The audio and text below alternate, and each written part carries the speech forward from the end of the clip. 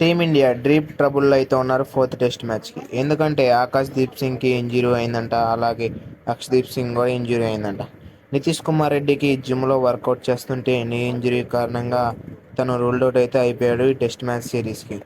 అలాగే మనకి ఆకాష్ దీప్ సింగ్కి ఏమో ఏదో నిగిల్ ఇంజురీ అయితే ఉందంట, ప్రాక్టీస్ కూడా చేయట్లేదంట, ఓన్లీ వర్కౌట్లే చేస్తున్నాడంట.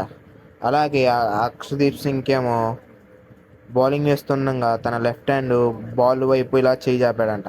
చేయి చాపంగానే లెఫ్ట్ హ్యాండ్కి అయితే బాల్ అయితే తగిలిందంట. అందుకని ముగ్గురు ఫేసర్స్ అయితే ఇంజూరీలు అయితే ఉన్నారు. వాళ్ళ ప్లేస్లో రీప్లేస్మెంట్గా అంకుజ్ కాంబోజ్ని అయితే తీసుకుంటారని వార్తలు వస్తున్నాయి. ఇండియా ఏ టీంకి కూడా మంచిగా పర్ఫామ్ అయితే చేశాడు, అలాగే బ్యాటింగ్లో కూడా మంచిగా రాణించాడు. ఈ ప్లేయర్ని తీసుకుంటారని నేను అనుకుంటున్నాను.